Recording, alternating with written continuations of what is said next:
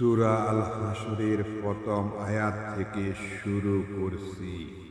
বিসমিল্লাহির রাহমানির রাহিম। অতি দয়ালু মহান আল্লাহর নামে শুরু করছি। সাব্বিহু লিল্লাহি মা ফিস সামাওয়াতি ওয়া মা ফিল আরদি ওয়া হুয়াল আজিজুল হাকীম।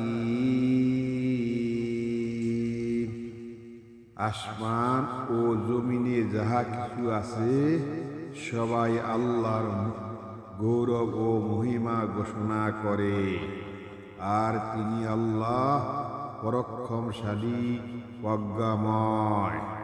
হুয়াল্লাযী আখরাজাল্লাযীনা কাফারু মিন আহলিল কিতাবি মিন দিয়ারিহিম লিআওয়ালিল হাশরি মা জাহান্তুম আন ইউখরুজু ওয়া হাজুন্নু ইন্নাহুম মানিয়াতুহুম হুসনুহুম মিনাল্লাহি ফাতাহুমুল্লাহু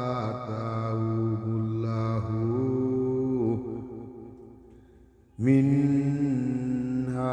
হাসুলাম ইয়াতাসিবু ওয়া কাযাফা ফি কুলুবিহিমুর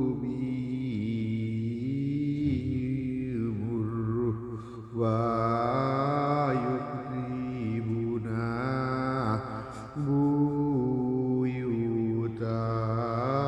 বুয়ুতাহুম আররুবা ইউখরিবুনা বুয়ুতাহুম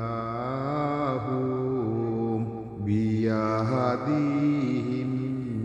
ওয়া হাদিল মুমিনিনা ফাতাবিরু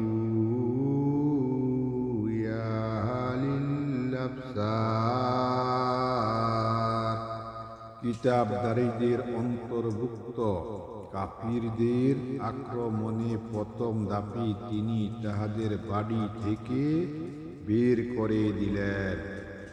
তোমরা ধারণাও করনি যে তারা বের হবে, আর তারা মনে করেছিল যে তাহাদের গুলুর তাহাদের আল্লাহ করল থেকে রক্ষা করবে।